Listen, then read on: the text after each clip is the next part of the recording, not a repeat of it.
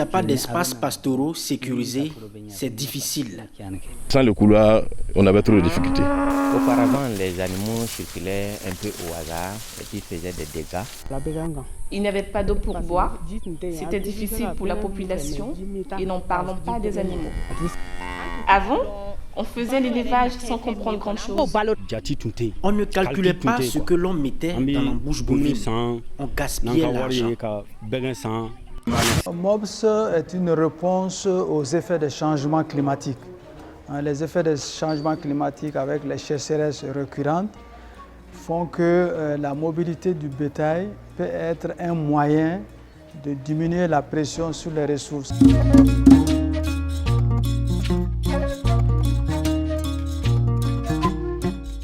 Le projet MOPS, c'est un espace géographique qui relie le Wapo, le Kénédougou et le Liptako Gourma, 3 zones transfrontalières en Afrique de l'Ouest qui font face aux défis du changement climatique.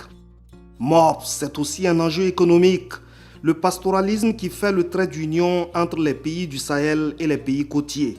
C'est une trajectoire sur laquelle se dressent des obstacles qui limitent l'essor d'une activité pourtant porteuse pour les économies de la sous-région.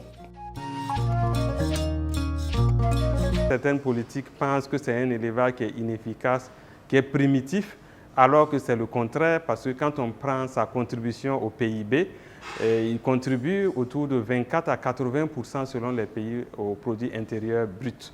Donc c'est une raison vraiment suffisante pour accompagner vraiment ce secteur.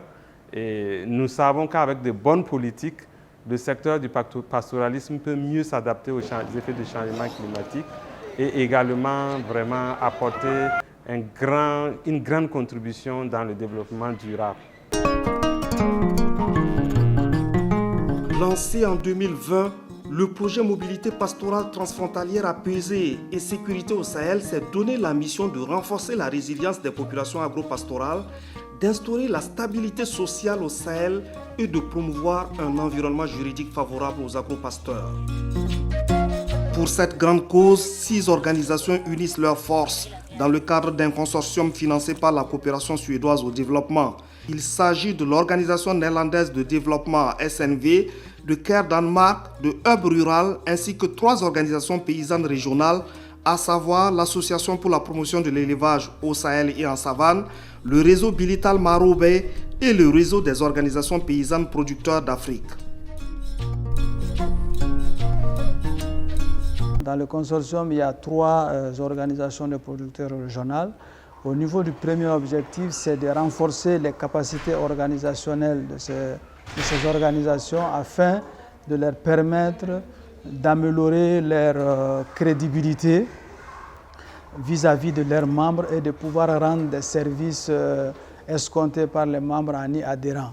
Et au niveau de cet objectif, ce qui est en train de se développer, c'est tout ce qui est question de leadership, gestion administrative et financière pour les questions de redevabilité, mais aussi leur organisation interne pour faire face à certaines difficultés qui se posent à cette profession pastoralisme.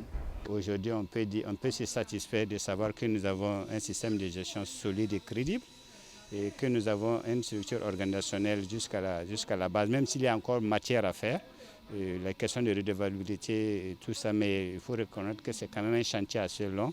C'est une lutte de longue haleine qu'il faut continuer. Cette balise délimite le couloir de transhumance du Grand Kénédougou. MOPS a assuré l'aménagement du tronçon Kaya-Kourouma.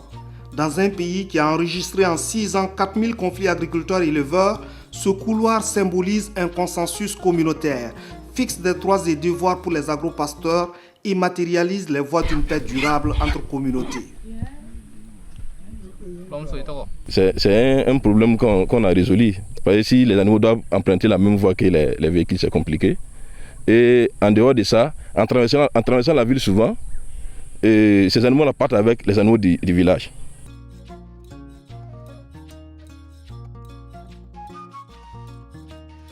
La délimitation du couloir est l'aboutissement d'âpres négociations entre propriétaires terriens, exploitants agricoles, agro-pasteurs sous la supervision et la facilitation de l'administration et du projet MOPS. Ceux qui voyaient leurs terres prises par le couloir ou par même la direction de points d'eau ont concédé naturellement à ce que l'infrastructure puisse être réalisée.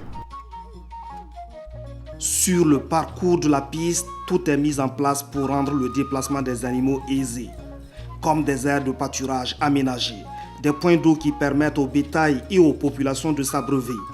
Toute la communauté y trouve son compte. Il faut dire que la prise en compte des intérêts de tous les groupes sociaux est une caractéristique de la démarche MOPS qui fait de la cohésion sociale une quête fondamentale. Dans la mise en œuvre de nos activités, nous pouvons être des diviseurs au lieu d'être des rassembleurs. Il faut, en défendant les intérêts des éleveurs, que nous pensons aussi à ceux avec qui ils cohabitent. C'est ça qu'il faut pour éviter les déchirures, pour éviter les conflits. Mais avant cette formation, je n'avais pas, je n'y pensais pas.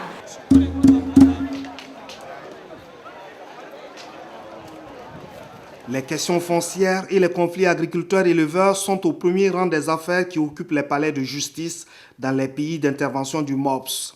C'est la résultante d'une ignorance des lois sur les droits fonciers des agropasteurs. Chef de zone d'appui technique, Lolo Wanjo ne cesse d'interpeller les éleveurs sur le respect de certaines règles élémentaires.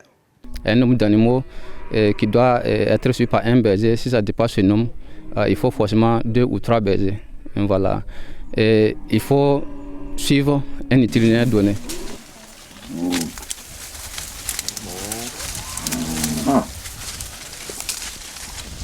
Ce sont là des éléments du guide de sensibilisation que MOPS a produit à l'adresse des communautés et des utilisateurs de ressources. Elles permettent aux agropasteurs d'améliorer leurs connaissances sur leurs droits et leurs devoirs.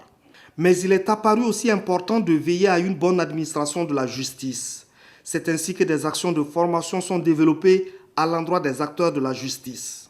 Cette activité nous a permis effectivement de rassembler les différents acteurs judiciaires, producteurs, agropasseurs, les services techniques autour d'une même question, d'une même salle, ce qui a permis un peu pour les acteurs, producteurs, agropasseurs de connaître les procédures, de s'imprégner des procédures de la justice, ainsi de suite, mais aussi pour les acteurs judiciaires de permettre de connaître les difficultés que vivent les communautés, les agropasseurs dans la mise en œuvre de leur activité. Ce qui a permis un peu de briser la barrière psychologique entre animateurs des institutions de justice et justiciables. Globalement, la mise en œuvre du MOPS traduit toute une autre vision du pastoralisme. C'est une réponse au changement climatique. Il faut en prendre conscience et lui donner toute la place qu'il mérite. Il y a donc nécessité d'agir sur la gouvernance foncière, de refaire les lois dans le sens d'intégrer les droits et les devoirs des agropasteurs, le plus souvent ignorés ou non suffisamment pris en compte.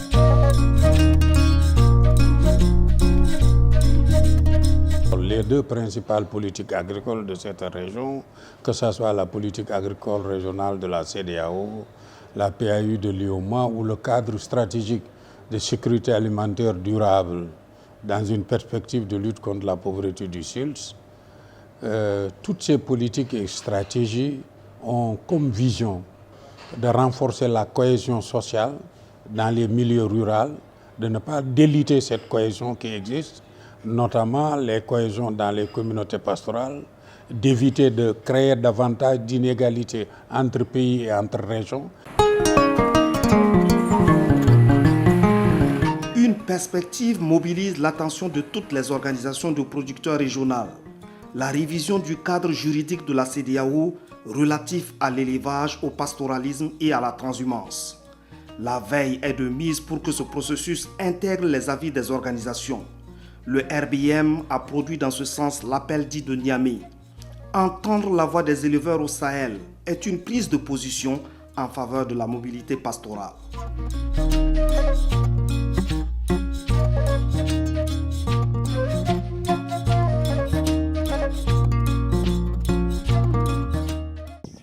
Tous les investissements MOPS concourent à la réalisation d'un même objectif global, l'amélioration des conditions de vie. L'avènement du biodigesteur dans cette famille du Nord Bénin a rendu la vie encore plus douce et plus agréable pour tous ses membres.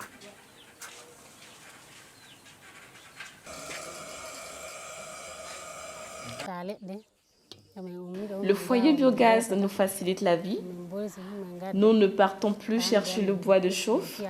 La fumée ne nous fatigue plus. Le repas cuit plus vite et nos marmites ne sont plus noires comme avant. Nous remercions beaucoup MOPS.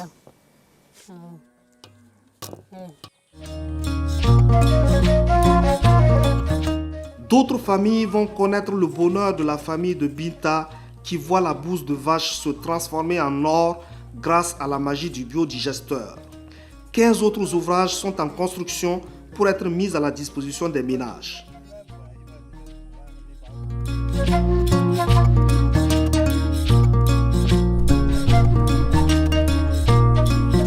MOPS transforme la vie des agropasteurs dans les 5 pays où le projet intervient. C'est le cas de Boubacar Diarra à Sikasso. L'homme pratique l'insémination artificielle, une activité jusque-là informelle. Après sa rencontre avec MOPS, l'homme voit désormais grand. Il a décidé de quitter de l'informel et de mieux structurer son activité. Aujourd'hui, à travers le projet MOPS, à travers ces formations, donc, je me suis engagé maintenant à créer une entreprise spéciale pour l'insémination artificielle.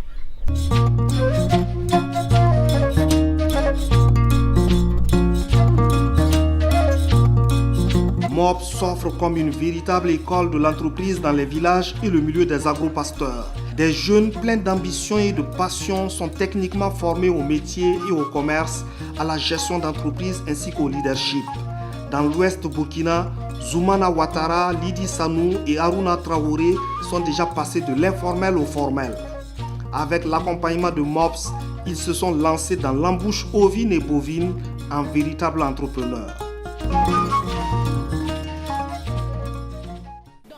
Avant, je pouvais payer un animal à 20 000 francs et le revendre à 60 000 francs et me dire que j'ai fait un bénéfice. Mais après la formation, je fais le point des dépenses sur mon cahier. Les dépenses de l'alimentation et de soins. Et c'est en fonction de ces éléments que je fixe le prix.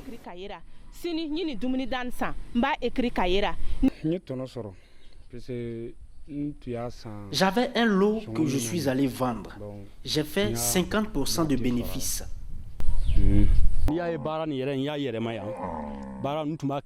J'ai commencé par les petits ruminants.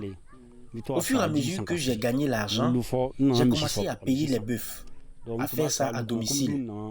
Un moment, je me suis rendu compte que la cour familiale est devenue petite. Raison pour laquelle je me suis vu obligé de déménager les animaux ici en brousse. Mon projet, c'est de bien construire chez moi pour y vivre à l'aise.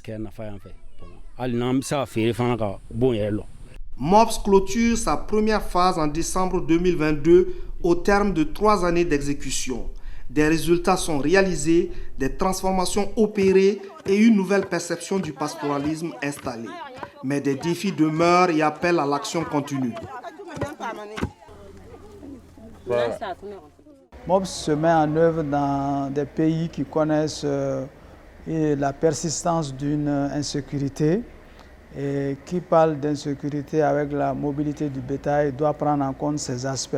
Et ces aspects vont nous permettre à nous focaliser sur la gestion inclusive et adaptative des ressources pastorales, mais aussi l'inclusion sociale pour permettre d'avoir un environnement apaisé, favorable à la mise en œuvre de ces activités.